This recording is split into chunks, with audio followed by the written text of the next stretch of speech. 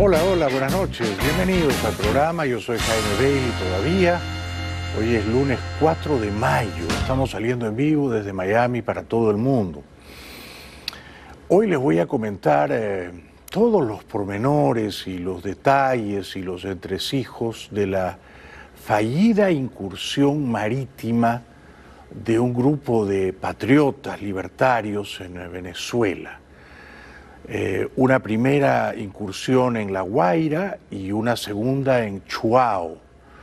Decenas de combatientes armados en una operación que de momento parece haber sido neutralizada a sangre y fuego por los matones de la dictadura venezolana. Eso viene más adelante. Primero, el coronavirus. Como ustedes saben, son ya más de 250.000 las fatalidades a escala global como consecuencia de esta horrible pandemia. Y aquí en los Estados Unidos son ya más de 68.000 los fallecidos y seguimos contando. Lo peor son las predicciones, los modelos. El Washington Post ha revelado que a la Casa Blanca se le ha informado que en agosto 4 las fatalidades no bajarán de 135.000. O sea, se habrán más o menos duplicado los muertos a día de hoy, mayo 4, en agosto 4. Y también se le ha advertido a la Casa Blanca de que el próximo mes de junio podría ser particularmente sombrío, registrando muertos en los alrededores de los 3.000 cada día. Téngase en cuenta que estos últimos días los muertos por coronavirus en Estados Unidos han ido bajando significativamente. Antes estábamos en alrededor de 2.000 por día, luego alrededor de 1.000 por día. Estos últimos días hemos estado por debajo de esa cifra escalofriante de 1.000 por día. Entre tanto, avanza la campaña política de cara a las elecciones presidenciales de noviembre 3 y las cifras de las encuestas que se propalan son todas muy alentadoras para el ex vicepresidente, el demócrata Joe Biden, que, como veremos a continuación, lleva ventaja sobre el presidente Trump en algunos estados clave, como Pensilvania, Michigan, Arizona, la Florida, donde le lleva 3.2 puntos porcentuales, y hasta Wisconsin. Solo Trump tiene una ventaja sobre Biden en Carolina del Norte y una ventaja muy magra, muy escuálida. A escala nacional, Biden confirma su condición de favorito y le lleva 6 puntos porcentuales al presidente, 49 a 43. Esta es una encuesta divulgada por la cadena CBS. Luego se ha tratado de conocer el humor o la opinión de los encuestados respecto de quién debería acompañar a Biden como candidata a la vicepresidencia. La senadora por Massachusetts, la señora Elizabeth Warren, que fue, por cierto, precandidata presidencial y ya se retiró, encabeza las preferencias del público con 36% de intención. En segundo lugar está la senadora por California, Kamala Harris, pero me cuentan que Biden no la quiere mucho porque ella, y sobre todo la esposa de Biden, no la quiere mucho, porque ella en los debates fue particularmente combativa y feroz con el ex vicepresidente. Amy Klobuchar, la senadora por Minnesota, tiene 13%. Biden ha prometido que elegirá a una mujer. También ha prometido, y veremos si honra su palabra, que solo cumplirá un mandato como presidente si es que el pueblo lo elige en noviembre, porque tiene ya 77 años y antes de fin de año habrá cumplido los 78. O sea que no se anima a ir por la reelección si es que gana en noviembre. Con lo cual, aquella mujer que él elija como vicepresidenta tendrá una gran probabilidad, 4 años después, en las elecciones de 2024, de convertirse en la primera mujer presidenta en la historia de los Estados Unidos. Ayer hubo sol en Nueva York y la gente salió masivamente a los parques.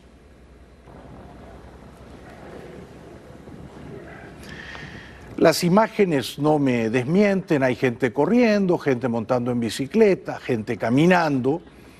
La gente no es tonta y se distancia todo lo que puede. Por supuesto, son pocos los que ejercitándose llevan al mismo tiempo mascarillas o tapabocas. ¿Quién podría condenarlos? Yo cuando salgo a caminar o a correr tampoco me pongo una mascarilla, pero sí procuro guardar las distancias. En los parques de Nueva York se entregaban gratuitamente mascarillas el fin de semana.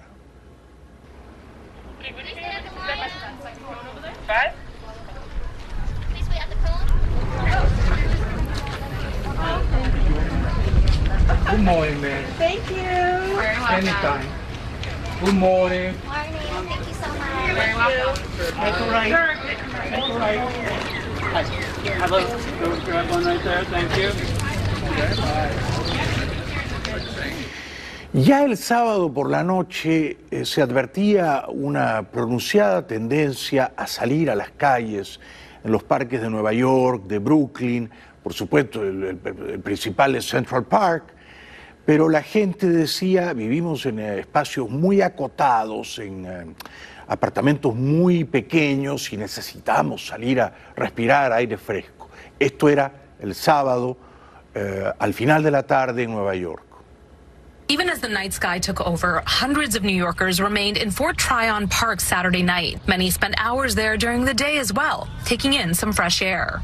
We wanted to get out of our house, so we came to Fort Tryon Park. We live in an apartment, which is not very spacious, so we wanted to go someplace with space. To help people do that safely and at a social distance, streets in and around city parks like this one were closed to vehicle traffic Saturday morning. 7 miles of streets are now closed throughout the city.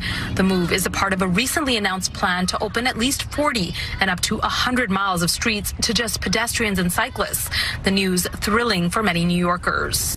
Bueno, aquí en Miami han reabierto las marinas para beneplácito de los ricos, no me cuenten entre ellos, que salen a navegar, y los parques, casi todos los parques. Lamentablemente no reabren todavía los restaurantes, a pesar de que el gobernador de la Florida lo autorizó, pero en Miami, en Fort Lauderdale, en Palm Beach, no han reabierto todavía los restaurantes. Estas son imágenes de marinas y parques aquí en Miami ayer domingo. Las marinas de la ciudad estaban abiertas para los navegantes. Desde luego los navegantes siempre son, o casi siempre, personas pudientes. Este es un parque en South Point, en el extremo sur de la delgada isla de Miami Beach. En fin, he podido advertir, lo mismo que mis compañeros de trabajo aquí en el canal, que el fin de semana ya muchísima gente ha salido a la calle, a despecho de que los restaurantes, las cafeterías permanecen cerradas, pero la gente está, por lo visto, comprensiblemente harta o hastiada de encontrarse encerrada en casa y necesita salir. Lo mismo ha ocurrido este fin de semana en Atlanta. Estas son imágenes recogidas en algún parque de Atlanta por Associated Press y hay muchísima gente tomando el sol, disfrutando del buen tiempo, conversando. Pocos llevan mascarillas, tal vez por eso los modelos o predicciones que le han acercado hoy al presidente Trump le anuncian que junio será un mes quizá peor que abril. Un mes en el que podrían registrarse alrededor de 3.000 fatalidades diarias por coronavirus, lo que llevaría la cifra de muertos a 135.000 como mínimo a principios de agosto. A pesar de que la carrera por la vacuna es despiadada, alguna gente dice que cuando la encuentren finalmente ella no se va a vacunar. Es decir, se trata de gente particularmente refractaria a la vacuna, a la ciencia y a la tecnología. Gente que se aferra a la superchería. Aunque Nueva York sigue en cuarentena, más de la mitad del país comenzará a salir a las calles esta semana y la carrera para hacer pruebas y encontrar la vacuna que funcione se agudiza. Pero aunque la FDA aprobara una vacuna de prueba y esta saliera al mercado, no todo el mundo está dispuesto a probarla. No sea vacuna, que hay mucha gente que tiene miedo. Pero hay quienes tienen más fe en la ciencia. Yo sí, porque hay bastantes científicos que están trabajando con la vacuna. Con vacuna o sin vacuna, el epicentro de la crisis comienza a sentirse como ciudad de nueva cuenta. Las calles de Nueva York comenzaron a abrirse antes de tiempo para que la gente pueda respetar el distanciamiento social. El gobernador de Nueva York, señor Cuomo, dice que no ponerse una mascarilla cuando uno sale a la calle es una falta de respeto al otro, al prójimo. I said that I think it's disrespectful of people not to wear masks. I mean, think about it. You see all these commercials on TV. We thank you to our heroes, thank you to the nurses, thank you to the doctors, thank you to the transit workers, thank you to the police officers. And we should be thankful, right? They went to work so all of us could stay safe and go home. The least gratitude you can show is at least wear the mask so you don't infect more people, who place more of a burden on the hospitals and the nurses and the doctors who were all saying thank you for your great service. Dice también Cuomo que la idea de ponerse una mascarilla es sobre todo proteger al otro. Esto es debatible, ¿no? Tanto protege al otro como protege al portador de la mascarilla. Yo supongo que cuando el personal médico usa mascarillas y equipos de protección, lo hace principalmente para protegerse a sí mismo del otro que, a sabiendas y con toda seguridad, está contaminado. O sea que es una protección al otro en ciertos casos y es una protección a uno mismo en todos los casos. By the way, you don't wear a mask for yourself. You wear a mask to protect me. I wear a mask to protect you. We owe each other a certain amount of reasonableness and respect in society. Do I think local government should be enforcing it? And should there be sanctions? Yes. Yes. Because it is a public health emergency. You know, this is not just do me a favor. This is a public health emergency. Bueno, yo discrepo cuando él dice que tendrían que aplicarse sanciones, o sea, multas, supongo, ¿no? Medidas punitivas contra los que no usan mascarillas en las calles. En lugar de multar a esa gente, yo sugiero regalarles mascarillas. Quizá muchos de ellos no tienen los recursos para comprarse una. Las mascarillas están carísimas. En algunos lugares a mí me han cobrado $4 o $5 por una mascarilla, hasta $8 o $10 por una mascarilla. No todo el mundo puede comprarlas. Entonces, el gobierno bien haría en ayudar a la gente más necesitada regalándole mascarillas, ¿no es cierto? Luego, Cuomo dice que lo que más inquieta o desespera a las autoridades y en general a la población es que no sabemos qué va a pasar después, ¿no? Estamos todos metidos en una película de terror y nadie sabe cómo va a progresar la trama porque esta es una película inédita, ¿no? Se está exhibiendo por primera vez en las salas y pantallas del mundo entero. Y todos somos protagonistas y nadie sabe qué viene luego y cuál es el desenlace final. Nadie sabe si será un final feliz. This is the number that haunts me every day, and this number is not declining anywhere nearly as fast as we would like to see it decline. Still 226 New Yorkers who passed away. That the truth is that nobody knows what happens next and when it happens. Well, how can that be, that nobody knows? We're so sophisticated, we have so much intelligence, we have so many experts. This is the United States of America. How can it be that no one knows? Because no one knows. Ahora, a mí me gustaría preguntarle al gobernador Cuomo, con todo cariño, ¿no?, si él considera que algo hicieron mal en Nueva York. Porque Nueva York, a día de hoy, mayo 4, tiene casi 25.000 muertos, el estado, no la ciudad solamente, el estado, casi 25.000. New Jersey tiene casi 8.000. Si uno suma el estado de Nueva York y el estado de New Jersey, son 33.000 muertos. Son más muertos que Italia, son más muertos que Gran Bretaña, son más muertos que España, son más muertos que Francia. Solo Nueva York y New Jersey superan en fatalidades de coronavirus a cualquiera de esos 4 países europeos. Italia tiene 29.000, ¿no? Gran Bretaña tiene 28.000, España tiene 25.000 muertos. Bueno, Nueva York y New Jersey tienen 33.000. Y este señor Cuomo habla como si él fuera infalible, ¿no? Predica desde el púlpito y dan ganas de preguntarle, ¿pero era realmente inevitable que Nueva York tuviera 25.000 muertos a día de hoy? ¿O se pudieron hacer las cosas de una manera mejor? Quizá no, quizá él hizo todo perfecto, ¿no? Da la impresión de que él está convencido de que hizo todo bien, porque yo no veo un atisbo de autocrítica en sus palabras. Por suerte, los hospitales de Nueva York tienden a estar menos congestionados de enfermos de coronavirus. This is our ER this morning. It's a big change from last week, so this is a nice little reprieve, but I'm going to guess that this is temporary. No patients in this hall at all. It is a beautiful sight to see. The volume has not been high over the past few days. Somewhat concerning because we're just wondering, are our normal patients at home getting worse because they're scared to come in? Or are they really, is everyone really okay?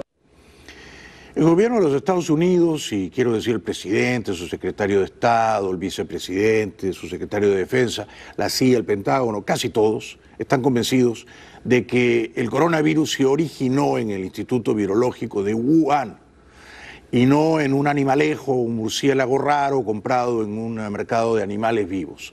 Están convencidos de que esto se originó en un laboratorio chino. Hay pruebas significativas de que el coronavirus se originó en un laboratorio de Wuhan, primer epicentro de la pandemia. Eso es al menos lo que creen las autoridades estadounidenses. En el seno del Ejecutivo de Estados Unidos están convencidos de ello, aunque se niegan a comentar si fue o no liberado intencionalmente por Pekín. Esta es una amenaza continua. El Partido Comunista Chino bloquea a Occidente el acceso a los mejores científicos del mundo para averiguar qué pasó exactamente, así que no puedo responder a preguntas sobre esto. El Partido Comunista Chino se ha negado a cooperar con expertos en sanidad. La duda entonces se reduce a, una vez diseñado el virus o, digamos, removido el virus de aquellos murciélagos que estos investigadores en Wuhan habían capturado en cuevas chinas, ¿eso salió del Instituto Virológico de un modo accidental o fue parte de un plan deliberado? Esta es la duda, pero Estados Unidos está convencido de que China escondió deliberadamente la gravedad de la pandemia. Tonight, tensions between the U.S. and China escalating. U.S. intelligence officials now accusing China of deception, saying they hid the growing nature of the coronavirus crisis. A report from the Department of Homeland Security obtained by ABC News says, quote, the Chinese government intentionally concealed the severity of COVID-19 in early January, while it stockpiled medical supplies. The report claims they increased imports and decreased exports, choking off supplies to nations in dire need. Homeland Security analysis shows China sent 48% fewer gloves, face masks down 71%, and exported 45% fewer ventilators. Es decir, que los chinos no querían decirle la verdad al mundo libre, no querían decirle al mundo libre, se viene un tsunami, prepárense, porque ellos estaban comprando los equipos de protección, ¿eh? Para proteger a su personal médico, a la población. Es decir, que no tuvieron un mínimo sentido de solidaridad o de juego en equipo con el mundo, ¿no? Por eso es que Estados Unidos y Europa están particularmente irritados con los mandarines de la China comunista, que allá por enero 14, cuando ya sabían que esto era gravísimo, decían, y esto era aprobado por la Organización Mundial de la Salud, que ha bailado el tango junto con los chinos, ¿no es cierto? Que ha bailado la musiquita que le ponían los chinos, decían que el coronavirus, a mediados de enero lo decían, no se podía transmitir de humano a humano.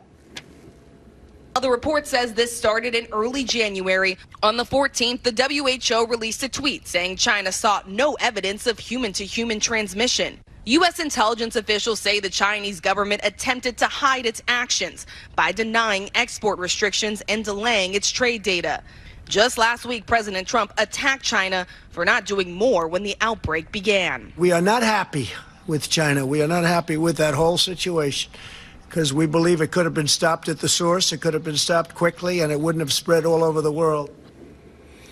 Es increíble, ¿no?, que a mediados de enero la Organización Mundial de la Salud, en lugar de decir esta es una pandemia, porque le tomó hasta marzo 14 decirlo, 2 meses después, dijera que no se transmitía de humano a humano el coronavirus. Hay más de 3,5 millones de personas infectadas de coronavirus en el mundo. Todas lo han recibido, lo han alojado, o se han infectado de un humano a un humano. Ninguna de ellas se ha infectado tomando una sopa de murciélago. Todas han sido infectadas o contaminadas por un humano. En Estados Unidos hay 1.175.000 contagios.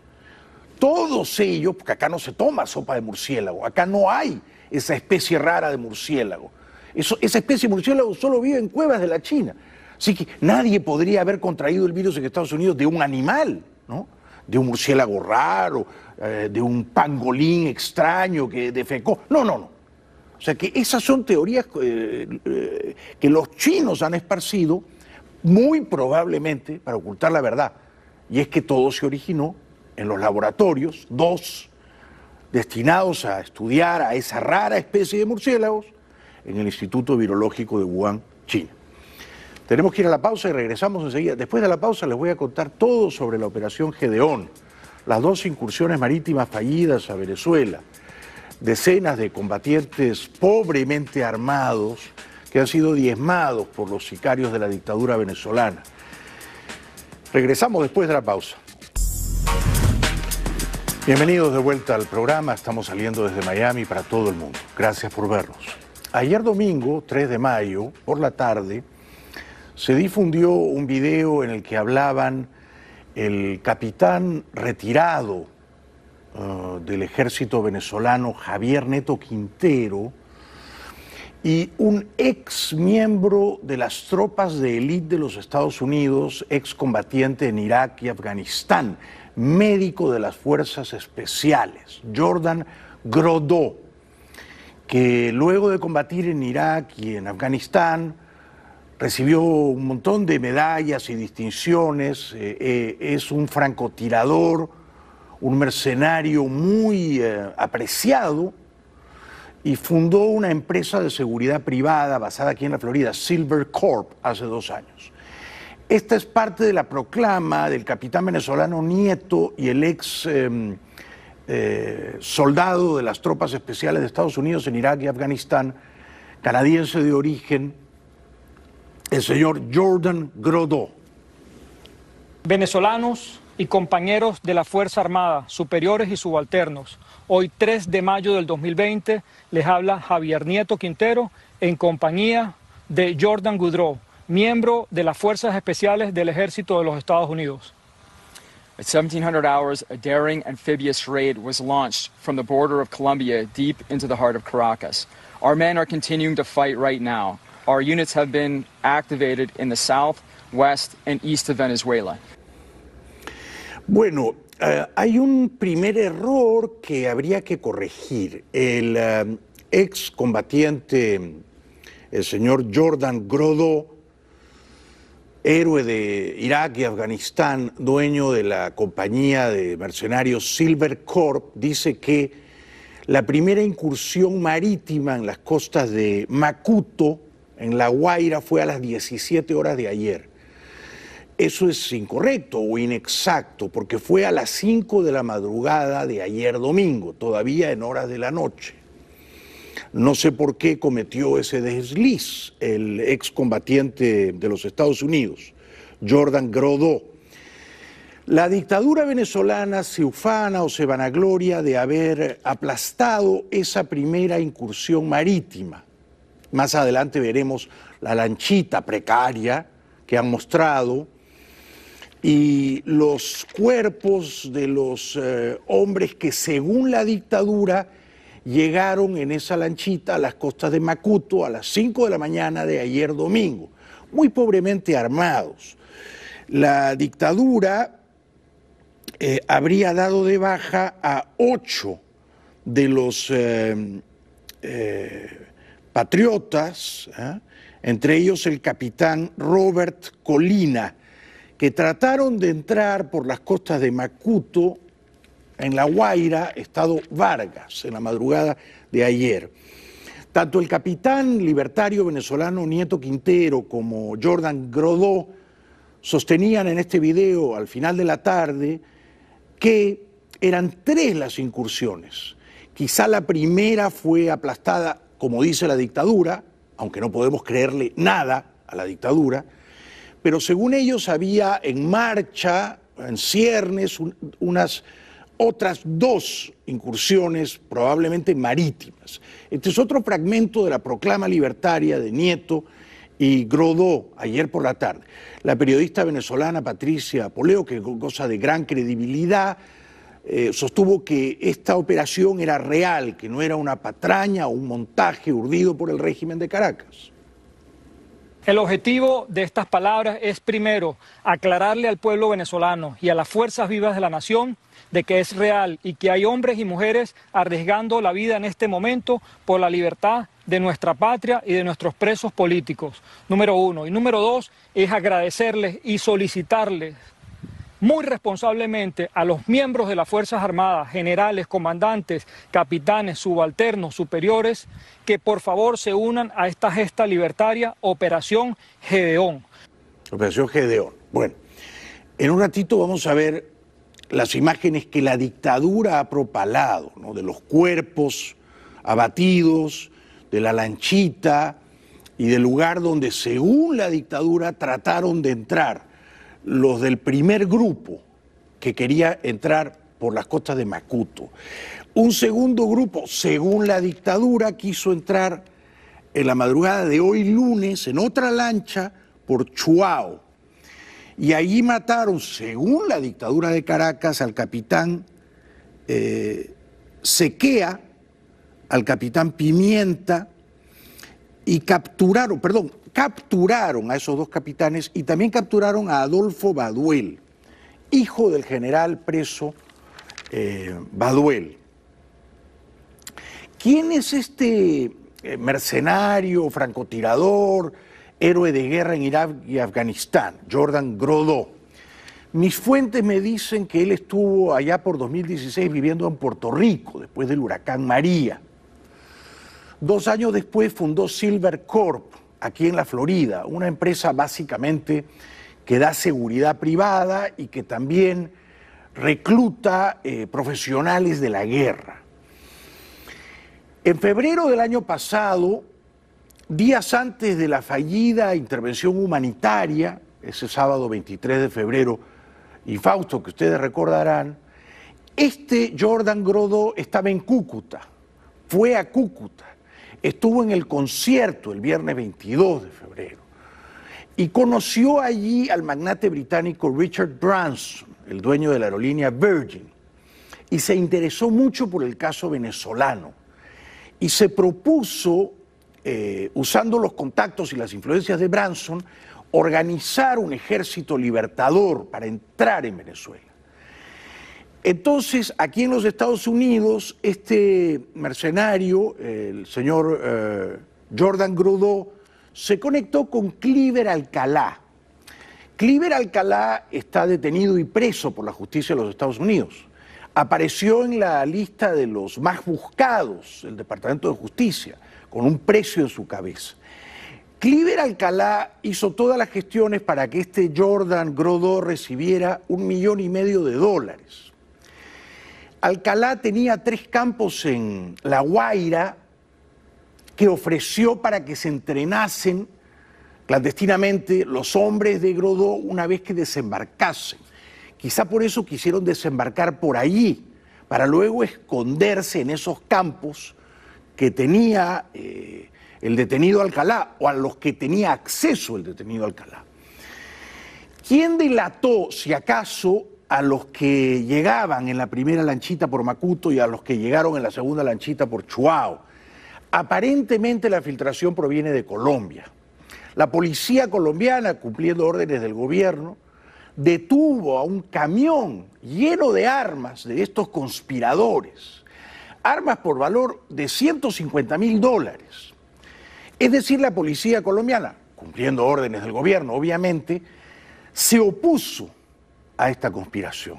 boicoteó la conspiración, decomisó un montón de armas por valor de $150.000 de estos conspiradores libertarios.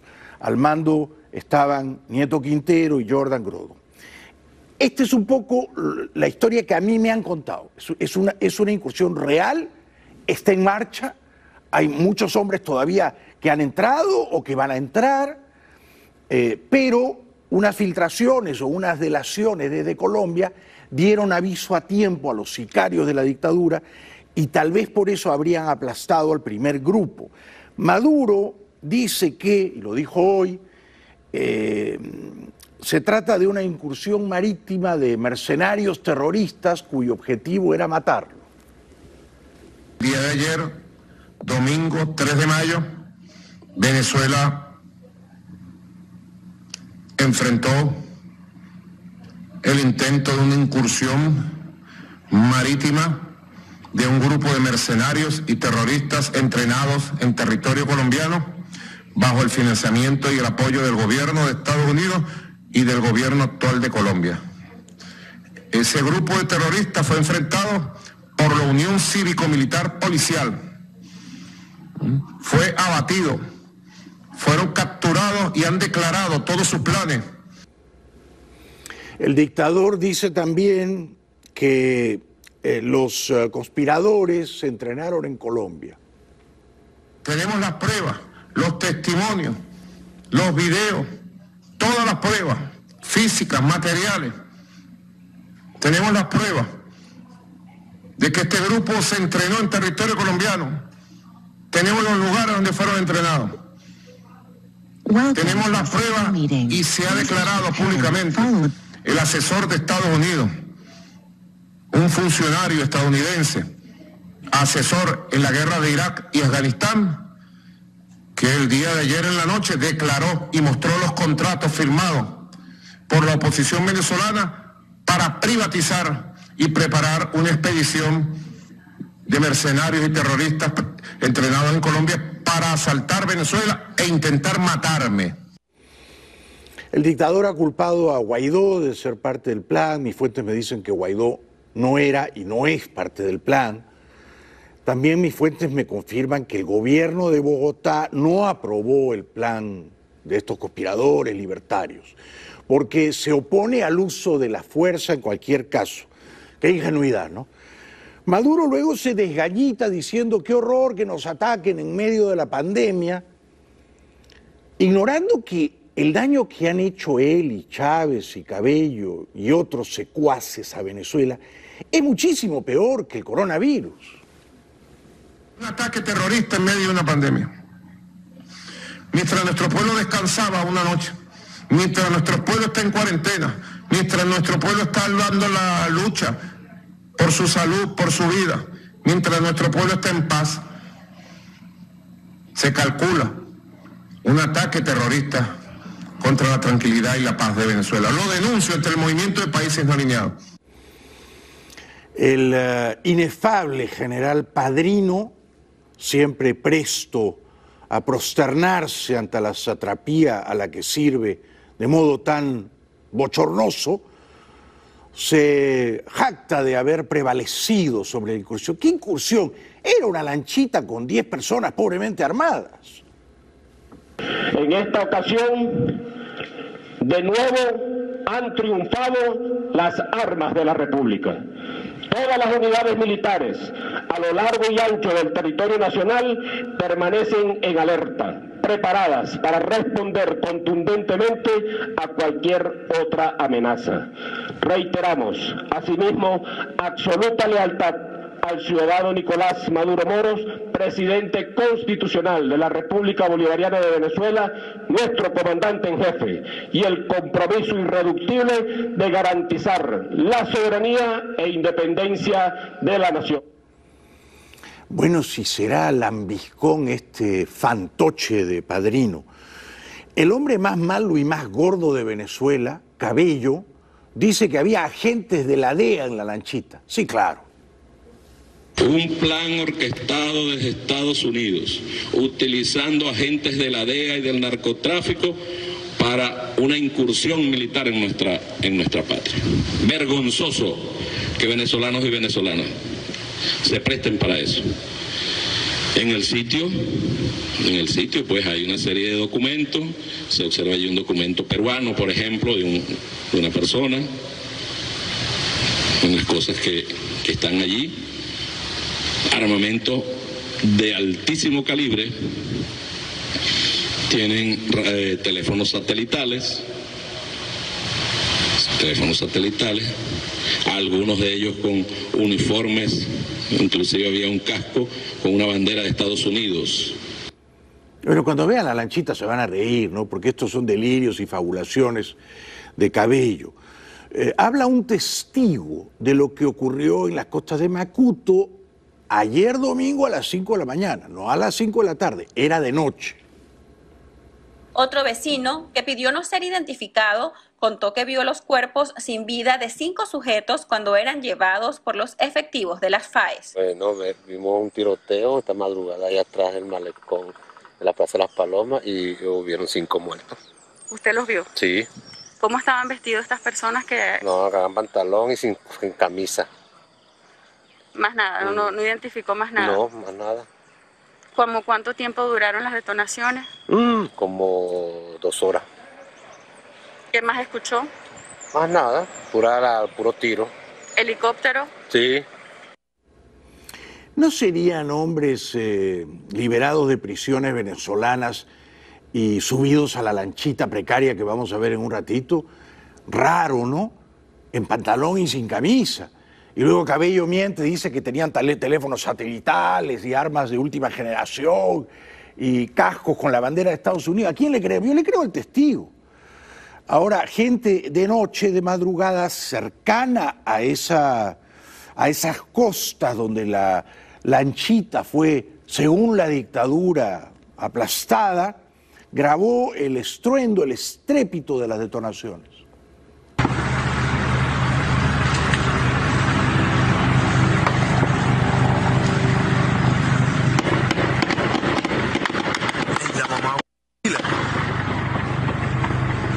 La están vendiendo el helicóptero, chamo, que madre. La lancha, hermano. Ahí, pero fue como la lancha, ¿verdad? Y te vamos a hacer unos minifoques que te estoy diciendo. Mira.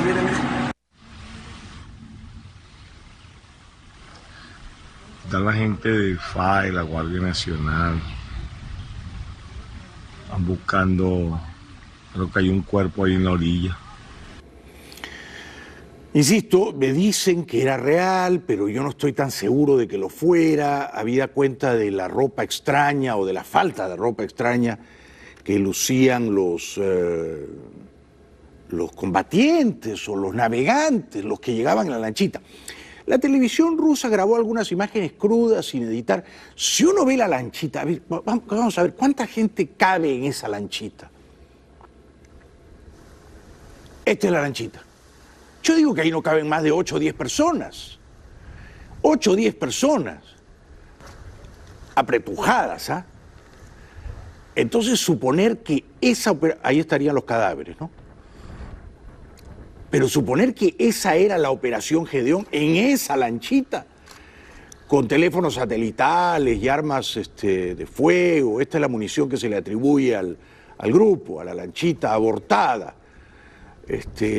Por supuesto, es difícil de creer estas versiones de la televisión amordazada de Caracas. La televisión chilena dice que eran 10 los que iban en la lanchita, 8 fueron abatidos por los matones de la dictadura.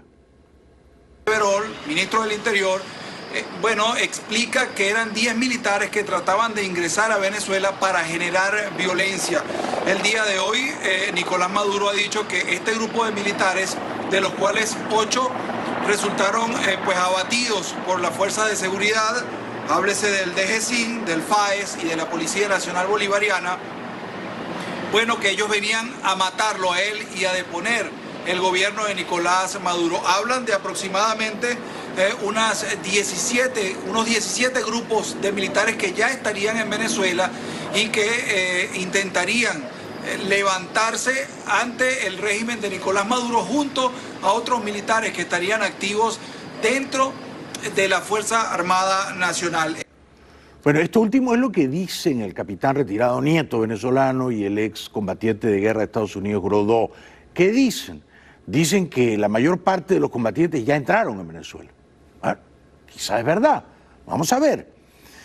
En cualquier caso, la dictadura de Caracas sostiene que hoy, en la madrugada de hoy, lunes, mayo 4, también capturaron a un grupo de conspiradores en una lanchita en las costas de Chuao. Capturaron al capitán Sequea, al capitán Pimienta y a Adolfo Baduel, hijo del legendario general Baduel, que está preso. Según informó en su cuenta de Twitter el gobernador de Aragua, en Venezuela, Rodolfo Marco Torres, las autoridades del país detuvieron este lunes a 8 personas que constituían un segundo grupo de mercenarios. A través de la inteligencia social y la unidad cívico-militar policial se logró la captura de estos mercenarios. Subestiman a un pueblo que con coraje se encuentra preparado para defender nuestra soberanía, señala en su cuenta. Torres acompañó el mensaje además de unas fotos en las que puede apreciarse una barca con 2 motores y un grupo de personas detenidas, custodiadas y tumbadas en el suelo junto a un vehículo policial. A ver, ¿es posible que la operación Gedeón esté en marcha y una parte de sus hombres hayan entrado en Venezuela? Al mismo tiempo es posible que esos cadáveres que muestra la dictadura venezolana no sean combatientes de la operación Gedeón y que sea una operación de propaganda de la dictadura para calmar a la población venezolana y sobre todo para intimidar a los mandos medios militares que la operación Gedeón cuenta con que más temprano que tarde se solidaricen con ella, ¿no es cierto? Que en esto hay que ir con cuidado, a ver cuánto le podemos creer a quién, a cada una de las partes, ¿no? Porque además del coronavirus en Venezuela, ya había estos últimos días en la población de ese país bastante descontento, malestar y desazón por la manera brutal como la dictadura asesinó a más de 50 presos en un motín carcelario. Los presos se quejaban de que sus custodios en esa cárcel se comían la comida que le llevaban los familiares. Y entonces la dictadura decidió simple y llanamente asesinarlos por decenas, más de 50. Este es el contexto en el que ocurre esta operación libertaria Gedeón y esta extraña lanchita con estos 8 cadáveres descamisados que muestra la dictadura. Se aparece, entre tanto, la criatura mitad humana, mitad murciélago, llamada Delcy la Fea, a reportar civilina, fariseamente, un número de nuevos casos por coronavirus en Venezuela que nadie le cree. Queríamos informar que en las últimas 24 horas han sido detectados 12 nuevos casos que llevan a una cifra de, ya lo tengo acá, 357 casos al día de hoy para Venezuela. 12 nuevos casos, 2 del estado Zulia, 1 del estado Falcón, 3 del estado Aragua, 1 del estado La Guaira, 1 del estado Miranda, 1 del estado Anzoátegui y 3 del estado Nueva Esparta. Y oremos al Señor, 1, ella, ojalá. Antes de ir a la pausa, si me permiten, los familiares de los presos asesinados por decenas en Venezuela están, por supuesto, indignados. Exigen explicaciones, exigen la verdad de lo ocurrido en la cárcel de Guanare, en el estado de la Portuguesa. Los datos elevan a medio centenar los muertos y en decenas los heridos, pero las familias aseguran que ahí dentro, a donde llegan estos refuerzos, hubo una masacre. Así lo defienden también desde la ONG Observatorio Venezolano de Prisiones. El gobierno venezolano, en cambio, asegura que el ejército intervino para impedir un intento de fuga. Según fuentes opositoras, la protesta se desató después de que las autoridades penitenciarias prohibieron a los reclusos recibir comida de sus familiares, algo común en las cárceles venezolanas. Una pausa y regresamos con el coronavirus en el Perú. Bienvenidos de vuelta al programa. Coronavirus Perú. Bueno, se confirma a día de hoy, lunes 4 de mayo, que son ya más de 47.000 los peruanos contagiados. En el contexto de América Latina, solo Brasil tiene más contagios que Perú. Brasil tiene 107.000. Ya superó a la China, ya superó a Irán. Brasil está en el puesto 9 de todo el mundo en número de contagios, 107.000. Perú es segundo con 47.000 en América Latina. Después viene en Ecuador, que tiene como 31.000, México 23.000, Chile 20.000. Pero la cifra más importante no es la de contagios, ¿no? Aunque por supuesto alarma bastante que en el Perú los contagios de un día para otro están creciendo ya por los miles. Sino la cifra más importante o la que más duele es la de fatalidades. En esa cifra, la de muertos, Perú tiene poco más de 1.300 a día de hoy, que son muchos menos que los 7.000 y pico de Brasil, que los más de 7.000 extraoficiales de Ecuador y que los 2.100 de México. O sea que en muertos son Ecuador, Brasil, México y recién cuarto Perú con 1.300.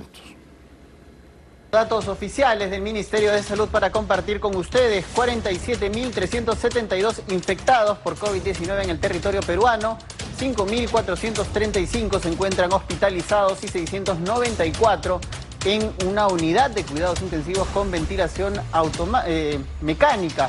Fallecidos, lamentablemente la cifra se incrementa a 1.344 decesos, dados de alta 14.427. Bueno, son muchos, sobre todo si uno compara a Perú con Colombia o Argentina. Son muchos los contagios y son muchas las muertes, ¿no? No sé por qué, pero por ejemplo Colombia, contra los 47.000 contagios de Perú, Colombia tiene apenas 8.000, ¿no? Mucho menos, ¿no? Y Argentina 4.700 contagios, ¿no? Mucho menos. Son dos países más poblados que el Perú, ¿no? Y de fatalidades contra los 1.300 y pico de Perú, Colombia cuenta 358 y Argentina 249, bastante menos. O sea que si uno compara Perú con Brasil, no está tan mal. Si uno compara Perú con Ecuador incluso, no está tan mal. Si lo compara con Colombia y con Argentina, sí está mal, ¿no? El domingo que viene, Día de la Madre, en Perú se va a empezar a relajar de una manera muy cautelosa, muy escalonada, la severísima cuarentena. El presidente quiere ir reactivando de a poco la economía, así lo dice. Es fundamental que nosotros ya podamos establecer con todo el cuidado del caso la reanudación de algunas actividades, viendo el análisis propio de nuestra realidad, haciendo también un análisis comparativo con la realidad de otros países que en esta etapa de la epidemia ya comienzan a reactivar su economía. También nosotros tenemos que, con responsabilidad, tenemos que comenzar a reactivar algunas actividades.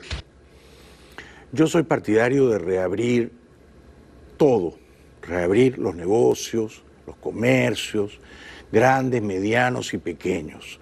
Mucha gente ha sufrido ya suficiente en el Perú, mucha gente ha perdido sus empleos, mucha gente está desesperada, sin cobrar, de manera que ya es tiempo de confiar en los ciudadanos. Yo soy partidario de reabrir los negocios, los restaurantes, las cafeterías, las peluquerías, las tiendas de ropa, los mercados y mercadillos, las bodegas y estanquillos, todo. Eso sí, pedir que todo el mundo lleve mascarillas, ¿no? Que todo el mundo se cubra la boca y la nariz. Y en lo posible poner jabones líquidos por todas partes y tomarle la temperatura a la gente todo cuanto se pueda y hacerle exámenes de coronavirus todo cuanto se pueda. De tal manera que los peruanos, que tontos no son, que saben cuidarse, aprendan día a día a convivir con el coronavirus, a trabajar, a subsistir, a progresar en el contexto de una pandemia de coronavirus que no va a replegarse y a desaparecer en ningún momento, o en ningún momento en el futuro próximo. El presidente se enoja o se enfada porque dice que en ciertos mercados populares peruanos la gente no respeta el distanciamiento. ¿Saben ustedes cuántas personas han dado positivo? 261, más del 40%. Ese es el riesgo que tenemos en los mercados si es que no respetamos el distanciamiento, si no respetamos las normas de limpieza para poder ir y comprar. Pero, señor presidente, ¿haría usted bien en practicar la autocrítica, o como mínimo la reflexión? Porque, como le han dicho este fin de semana 3 brillantes intelectuales peruanos, 2 de ellos, los señores Getzi y Segura, que han sido ministros de Economía, muchas de las medidas autoritarias que su gobierno tomó, señor Vizcarra, fueron contraproducentes. Provocaron aglomeraciones. En lugar de distanciar a la gente, la apretujaron, sobre todo en esos mercados populares en los que usted deplora que la gente no se distancie suficientemente. ¿Qué dicen estos señores, Getzi, Segura y algún otro de la Torre, creo? Con toda razón, porque es un documento muy lúcido, que, por ejemplo, el toque de queda, como restringía las horas en que la población podía salir a la calle, provocaba aglomeraciones. La prohibición de que las mujeres salieran los lunes, miércoles y viernes, y los hombres los martes, los jueves y los sábados, provocaba aglomeraciones, porque la gente tenía menos horas y menos días para salir. Era una consecuencia predecible. Luego que su gobierno en víspera de Semana Santa dijera el jueves y el viernes santos no se van a abrir los supermercados tan siquiera, las farmacias tan siquiera, nada, absolutamente nada, provocó una dantesca y al mismo tiempo predecible aglomeración el miércoles de Semana Santa. Entonces, muchas de las aglomeraciones que usted ahora echa en cara a supuestos ciudadanos irresponsables han sido provocadas por las torpes, contraproducentes políticas autoritarias de su gobierno, que le daba a la gente pocas horas y pocos días para salir, y por eso la gente salía en masa, en estampida, y se agolpaba y se hacinaba y se apiñaba, poniendo en riesgo su salud. No porque la gente sea tonta, sino porque las políticas de su gobierno eran tontas, eran un despropósito y provocaban el efecto contrario al deseado, provocaban la aglomeración. Y no lo digo yo, lo dicen 2 exministros de Economía que seguro son mucho más inteligentes que yo. Y luego el presidente Vizcarra juega con o acaricia la idea de eliminar, dice él, los mercados populares donde la gente se acerca demasiado una a la otra. No se puede eliminar la vida humana, la interacción comercial entre la gente, el deseo de subsistir y progresar, señor presidente. No se puede derrotar al coronavirus, no se le puede ganar una guerra a la madre naturaleza, comprenda usted.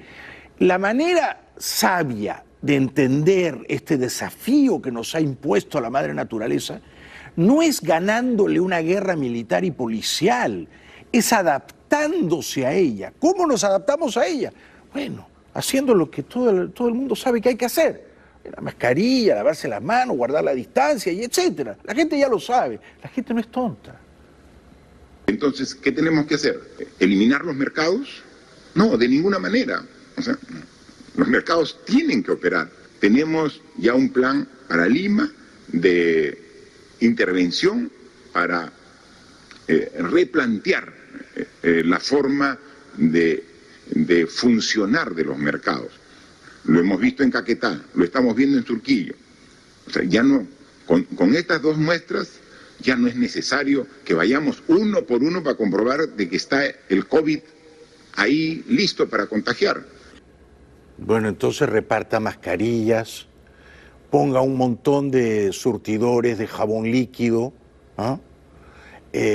facilite a la población alcohol para lavarse las manos, tome la temperatura gratuitamente.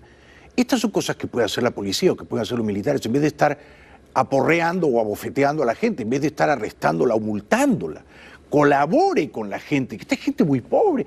No hay gente que puede ir a una farmacia y comprarse 100 mascarillas de las mejores. No. Bueno, a esta hora de la noche recupero la calma y con todo afecto y gratitud me despido de nuestro querido y creo que numeroso público peruano que va creciendo en el canal Willax. Gracias de corazón, gracias de corazón. Seguimos mañana. Y aquí, por supuesto, nos vamos a la pausa y regresamos enseguidita, ¿no es cierto? Es una pausa breve y regresamos enseguida. Bienvenidos de vuelta al programa. Acabo de leer en el Washington Post que el doctor Anthony Fauci, que se ha convertido en un héroe en este país, el gran epidemiólogo, científico, asesor del presidente Trump, acaba de decir que él no cree que el coronavirus se haya originado en un laboratorio chino. Él no cree eso, es altamente improbable. Y que él cree que ha sido una evolución natural, que el virus no ha sido deliberadamente fabricado en un laboratorio, que ha sido una evolución natural, transmisión de animal a humano, y que los chinos simplemente cometieron un error escandaloso al no contarle la verdad al mundo. Esto es lo que dice el doctor Fauci, pero es lo contrario de lo que piensan y dicen sus jefes, Trump y Pence y Pompeo. O sea, que no vaya a ser que el próximo año el doctor Fauci tenga que estar trabajando en Beijing o en Shanghái, ¿no? Porque al decir estas cosas yo no sé si va a seguir siendo colaborador del gobierno. Ya saben ustedes que el presidente Trump tiene la tolerancia a la crítica bien cortita, bien delgadita, no tiene piel de elefante. Italia, coronavirus. Bueno, las buenas noticias son principalmente que cada día muere menos gente por coronavirus en Italia. En los días peores morían, ¿qué? 800, 900 personas, ¿no? Y ahora están por debajo de las 200. O sea que eso es buenísimo, ¿no? También es bueno que 8 semanas después de un larguísimo encierro que ya parecía infinito, se empiezan a reabrir ciertos comercios y más de 4,5 millones de personas salen a trabajar. Un alivio al confinamiento estricto. En Italia, el sector manufacturero, la construcción y el comercio al por mayor pudieron abrir, por lo que 4,5 millones de italianos fueron llamados a volver al trabajo. Pero es una apertura muy prudente. Nada de comercios minoristas, ni bares o restaurantes, a no ser que vendan comida para llevar. Se fomenta el teletrabajo y se mantiene el distanciamiento físico y social, incluso en el transporte público, donde es obligatorio usar mascarilla. Los parques fueron reabiertos, pero están prohibidos los picnics. Se puede visitar a familiares siempre y cuando vivan en la misma región. Y los colegios permanecerán cerrados hasta septiembre. ¡Qué cantidad de restricciones y prohibiciones, por Dios! ¿Cómo se explica que los bares estén cerrados y las licorerías no? ¿Cómo se explica eso? Es decir, que si las personas que necesitan el alcohol para vivir, para sobrevivir o para ver la vida de una manera más risueña, yo no las quiero demonizar, porque todos somos adictos a algo, todos. Todos tenemos nuestras debilidades, nuestras miserias, nuestras adicciones y nuestros vicios. Alguien que no tiene vicios, aléjenme de él. Pero digo, si le permitimos a la gente ir a una licorería a comprar sus licores, ¿por qué le prohibimos sentarse en un bar y tomarlo? Porque van a propagar o esparcir el virus. Bueno, qué sé yo, que se ponga la mascarilla, que se quiten la mascarilla y tomen un shot y de ahí se la pongan nuevamente. No sé. Yo creo que tarde o temprano vamos a tener que reabrir todo. Ahora no, las licorerías sí, los bares no. Los restaurantes sí, las peluquerías no. ¿Y por qué la peluquería no? Porque no es esencial. Bueno, pero lo que es esencial varía según cada individuo, ¿no? Hay gente que necesita ir a la peluquería, hay gente que lo necesita. No soy yo uno de ellos, pero hay gente que lo necesita. Reabren industrias en Italia, el sector de la construcción, por ejemplo. Todo muy arbitrario, ¿no? O sea, sí, claro, vamos a reanudar la obra en tal gigantesco rascacielos, sí, pero las peluquerías, donde hay 10 señoras que necesitan cobrar para sobrevivir, nada, eso que esperen hasta fin de año. Sectores industriales que tienen un impacto más significativo en el PIB italiano son los primeros en reabrir, pero ¿en qué condiciones? La actividad ha recomenzado en la construcción en lugares en los que se levantan infraestructuras públicas.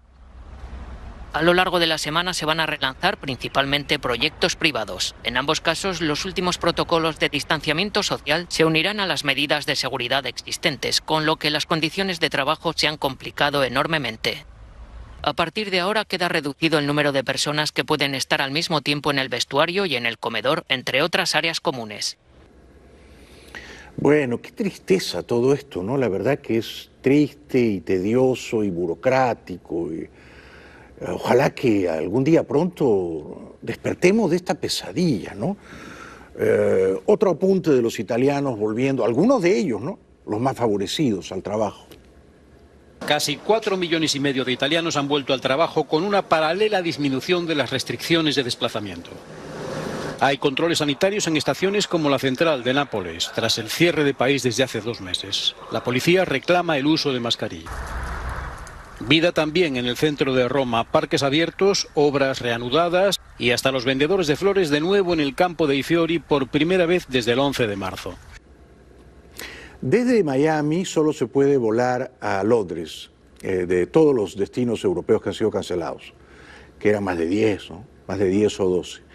Pero hay un vuelo de American que sale al final de la tarde todos los días a Londres. Y por supuesto yo tengo unas ganas salvajes y autodestructivas de montarme en un avioncito e irme 4 días, pero mi mujer me cortaría uno de los guindones. O sea que es un precio muy alto el que yo pagaría, ¿no? Así las cosas, en Alemania reabren los museos y, aplaudo, las peluquerías. Alguien tiene que apiadarse de las señoras peluqueras, de las manicuristas, de las pedicuristas, de las depiladoras. Son un montón de gente y están desesperadas por volver a trabajar.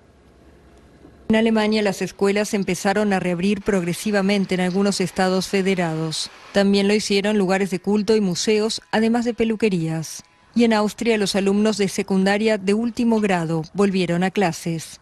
En España los ciudadanos pudieron volver a salir a la calle el fin de semana. Y desde el lunes algunos pequeños comercios pueden recibir clientes con cita previa. Bares y restaurantes solo pueden vender para llevar. Yo creo que en un día o dos, al final de esta semana con toda probabilidad, Gran Bretaña habrá superado en muertes por coronavirus a Italia. Será el país de Europa con más fatalidades por la pandemia. Hoy tuvo una cifra relativamente baja por comparación a los días precedentes, 315 muertos. Reino Unido ha tenido la cifra de fallecidos diarios más baja comunicada desde finales de marzo, 315. El ministro del Gabinete, Michael Gove, recalcó que el gobierno de Boris Johnson todavía no considera que se cumplan las condiciones para empezar el desconfinamiento. El plan integral de Boris Johnson explicará cómo podemos hacer que nuestra economía avance, cómo podemos hacer que nuestros hijos vuelvan a la escuela, cómo podemos ir al trabajo de manera segura y cómo podemos hacer que la vida en el lugar de trabajo sea más segura. Pero antes de dejar las restricciones, debemos asegurarnos de que están disponibles los test, que el número de casos disminuye, que las tasas de mortalidad también, que el Servicio Nacional de Salud tenga lo que necesita y que se tomen medidas para frenar un segundo pico que pudiera colapsarlo. En un artículo muy brillante, el premio Nobel Vargas Llosa ha cuestionado que se use el verbo confinar para describir la situación de encierro, de aislamiento forzoso en la que se encuentran millones de personas en todo el mundo. Un aislamiento decretado por sus gobiernos. Vargas Llosa explica que el verbo confinar en rigor se tiene que usar solamente cuando un gobierno de entraña autoritaria, no un gobierno democrático, secuestra la libertad de un individuo y lo encierra de una manera reñida con la legitimidad y con la legalidad. O sea que el confinamiento viene a ser una forma de encerrar contra la ley a una persona en un gobierno dictatorial. Entonces, no sabía eso, pero es muy interesante ese apunte, ¿no? Decir estoy confinado es decir mal. Uno tendría que decir estoy encerrado o estoy acuarentenado, pero no confinado. Confinados están los presos políticos en Venezuela, por decirlo, ¿no? Esto en rigor lingüístico. según lo que manda el diccionario. Boris Johnson, el primer ministro británico, nos cuenta que casi se murió. De hecho, las enfermeras que lo atendieron cuentan que consumió numerosísimos balones de oxígeno y que estuvo realmente muy cerquita de fallecer. Tonight, Britain's most powerful man, Boris Johnson, speaking out for the first time about how it felt to know he might be dying of COVID-19. It was a tough old moment, I won't deny it, the Prime Minister tells the Sun on Sunday newspaper. The doctors had all sorts of arrangements for what to do if things went badly wrong. There were contingency plans in place. The Prime Minister recalling his extended stay in intensive care when his cabinet, he reveals in the interview, started making plans to replace their leader if he lost that battle. For them, an emotional process. He's not just our boss. He's also a colleague and he's also our friend. En Francia, ayer domingo, la gente empezó a salir a las calles, se advierte ya que la población está hastiada de encontrarse encerrada, el tiempo además era muy propicio para salir a dar un paseo, y el número de fallecidos por coronavirus en un solo día se redujo a 164. En Francia se han registrado 135 muertes en 24 horas. Este domingo ha salido más gente a las calles, ha habido más tráfico también en las carreteras. Una relajación observada a medida que se acerca el 11 de mayo, fecha fijada por el gobierno de Emmanuel Macron para comenzar una progresiva y prudente vuelta a la normalidad. La Catedral de Colonia celebró este domingo una misa católica por primera vez desde que se implantaron las restricciones del coronavirus. Con capacidad para 800 personas solo se permitió la asistencia de 122 fieles. La comunión se dio detrás de un protector de plástico, no hubo recipientes para agua bendita y se canceló el saludo de la paz entre los fieles. Qué curioso, ¿no? Se canceló el saludo de la paz entre los fieles. Bueno, hay que adaptarse a los tiempos, ¿no? Hay que adaptarse al coronavirus. Hay que cohabitar con él. No hay otra alternativa. España también está por debajo de las 200 fatalidades diarias y después de 7 semanas de reclusión, la gente sale, ¿no? Después de 7 semanas de estado de alarma y dura reclusión, España ve como la pandemia sigue remitiendo de forma progresiva y constante. La cifra de fallecidos diarios se mantiene este lunes en 164, la misma que el domingo, y solo se han registrado 356 nuevos casos de contagio. Si bien hay que tener en cuenta, como explicó Fernando Simón, que los datos mejoran en general los fines de semana debido al parón en las labores administrativas. Hoy se han notificado 356 nuevos casos, lo que representa un incremento del 0,16% respecto a ayer. Esta es la cifra de nuevos casos más baja que observamos desde hace casi 2 meses. Portugal, mascarillas obligatorias. Desde este lunes en Portugal las mascarillas son obligatorias en los transportes públicos, así como en comercios y supermercados.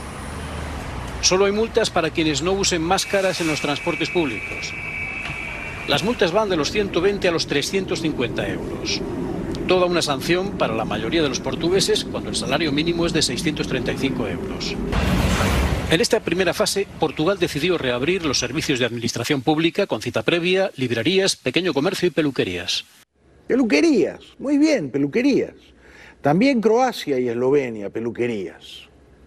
Reabren las peluquerías y salones de belleza en Croacia y Eslovenia.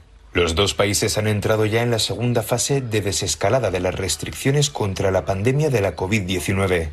Tras 6 semanas de parón, negocios como los estudios de tatuaje o peluquerías caninas reabren también con el objetivo de reactivar de forma parcial la economía. Y es que el pelo de las mascotas ha crecido tanto en mes y medio que las listas de espera para algunos salones para perros de Zagreb ya exceden 45 días. Qué divino, qué divinos.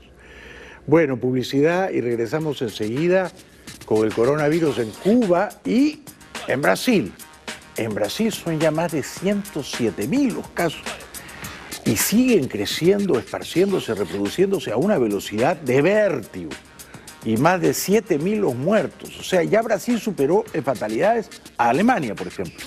Regresamos.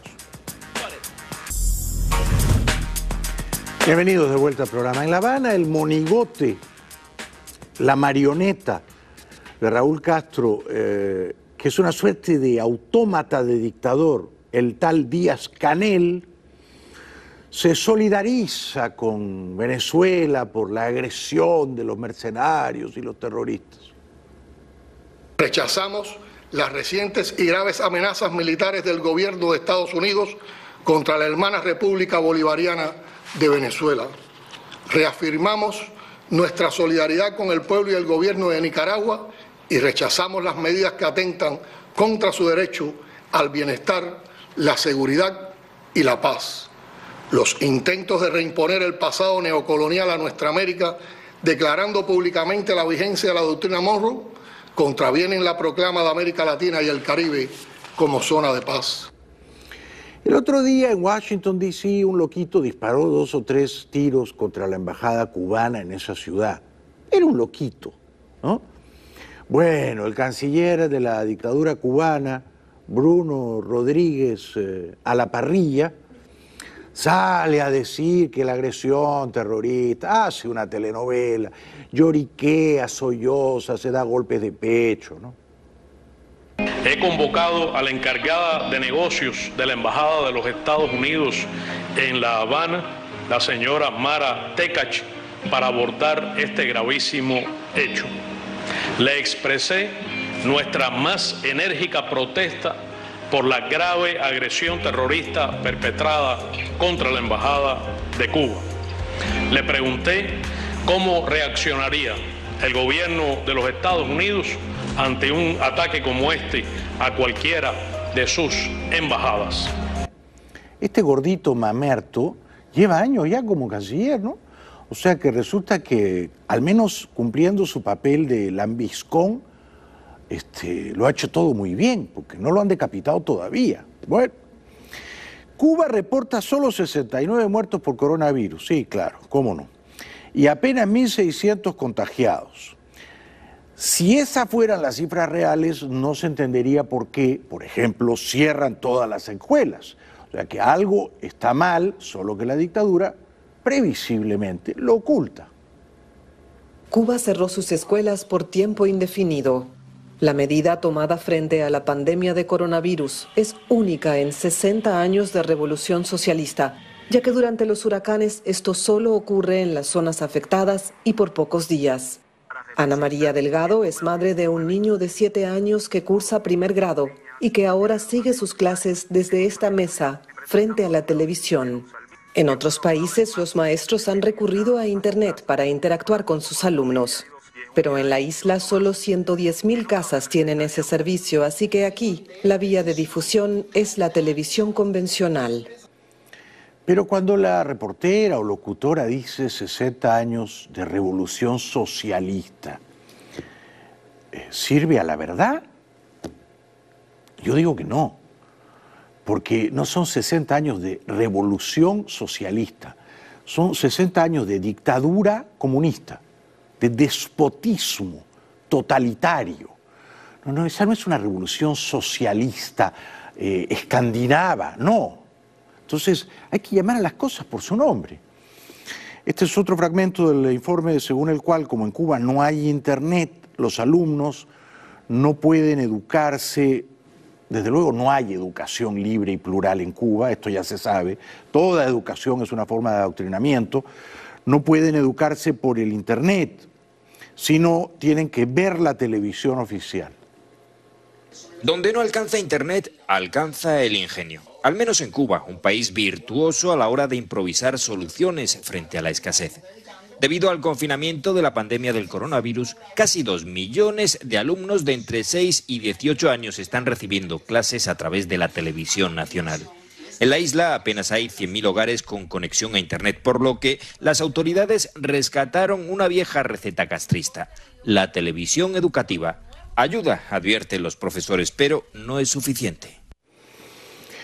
Bueno, en Brasil, Bolsonaro, presidente legítimo, aunque con ciertos inquietantes espasmos autoritarios, se pronunció ayer en un tono muy flamígero contra la cuarentena. El presidente Jair Bolsonaro volvió a pronunciarse el domingo contra el confinamiento en Brasil. En el gigante sudamericano, las medidas de este tipo son competencia de los gobernadores estatales, que las imponen localmente de forma más o menos estricta.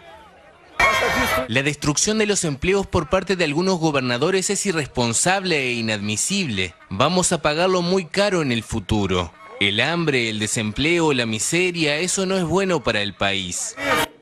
Bueno, yo comprendo que Bolsonaro quiera salvar la economía brasileña. En esto yo lo comprendo. Yo soy partidario del modelo sueco. No encerrar a la gente en sus casas durante largas e indefinidas semanas. Esto lo comprendo. Ahora, lo que sí me preocupa es que Bolsonaro esté salivando de ganas de cerrar el Congreso y la Corte Suprema. No son ganas que oculta, son ganas que anuncia. Él dice, ya se me acabó la paciencia, hemos llegado a una situación límite y no se puede más con el Congreso. El presidente de Brasil, Jair Bolsonaro, participó este domingo de nuevo en un acto en Brasilia contra el Congreso y la Corte Suprema, en el que afirmó haber llegado al límite.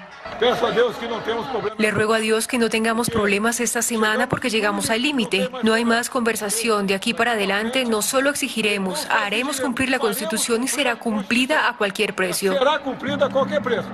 Hasta la explanada frente al Palacio Presidencial de Planalto llegaron simpatizantes del ultraderechista que llevaban carteles con críticas hacia el Congreso y la Corte Suprema, que han paralizado algunas de las iniciativas de Bolsonaro desde que llegó al poder el 1 de enero de 2019. Cuidado con Bolsonaro, cuidado. No vaya a sucumbir a la tentación autoritaria, no vaya a darle un zarpazo al Congreso, ¿no? Cuidado. Yo sé que mucha gente lo aplaudiría, ¿no? Pero en ese minuto se convertiría en un dictador. Y en un dictador en medio de una pandemia que avanza feroz en su país. Brasil superó el domingo los 100.000 casos de la pandemia del nuevo coronavirus, con más de 7.000 muertos. Numerosos especialistas consideran que el total de contaminados sería 15 veces superior al comunicado por las autoridades, porque argumentan que solo se están realizando test de detección a los pacientes graves. La mayoría de los expertos considera además que el pico de la pandemia está aún lejos de ser alcanzado, y en varios estados hay hospitales desbordados ante el flujo de pacientes. En la noche del domingo, una proyección sobre la célebre estatua del Cristo Redentor del Corcovado mostraba el rostro de Jesús cubierto por una mascarilla, para alentar a la población a usarla. Vamos a la publicidad y regresamos enseguida con el coronavirus en la Argentina. Se oyen todavía los ecos de los cacerolazos de la población argentina protestando contra el insólito, contra la insólita liberación de centenares de presos, muchos de ellos de alta peligrosidad. Regresamos con eso enseguidita después de la pausa. El presidente argentino, que está a punto de tener talento, pero no lo tiene, le dirige un mensaje a los adolescentes de su país. Vos podés ser mi hijo, mi hija. Y sé que a los adolescentes les cuesta mucho estar en sus casas, pero hay que tener inventiva, usar la imaginación de los adolescentes. Este es el momento para que hables con tus amigos en las pantallas, que pases mucho tiempo con ellos, que dibujes, que compongas música, que crees música. Saca lo mejor de vos. Es un tiempo también para que pienses. Yo cuento con vos. Cuídate. Vos contá conmigo. Alberto, alias Alverso Fernández. Habla el ministro de Salud argentino. Argentina tiene un 75% de su superficie y casi un 30% de su población que no tuvo la pandemia ni tuvo ninguna circulación de virus. No es lo mismo eso que, por ejemplo, algunas zonas del Gran Buenos Aires que tienen circulación. Entonces, la medida va a ser parcial y va a ser geográficamente distinta. Pero yo no puedo anticipar nada con respecto a semejante periodo, es decir, todo el invierno, ¿no? Virulento cacerolazo en Buenos Aires contra la injusta liberación de presos.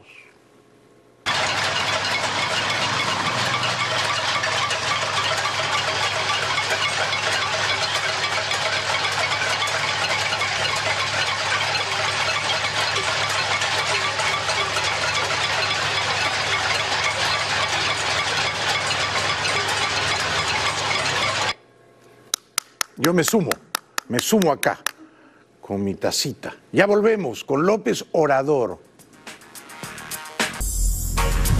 Bueno, el presidente mexicano es un chiste, ¿eh? Dice que ya ve la luz al final del túnel. Ya falta poco ya se ve la luz al final del túnel. Yo creo que va a ser nada más este mes. Ese es mi pronóstico. Incluso en algunos lugares vamos a regresar a la normalidad poco a poco, con cuidado, con medidas sanitarias desde el día 17. Regresamos después de la pausa. Bueno, Paraguay, un país tan querido, tiene apenas 10 muertos por coronavirus. ¡Qué envidia! A todos iniciar este proceso con optimismo y con relativa calma, pero sin que eso signifique relajarnos, no mantener la disciplina, no mantener nuestro compromiso con el respeto a las medidas sanitarias. Parte de esa gran solidaridad es justamente ser solidarios con quienes en esta primera etapa todavía no pueden tener actividad.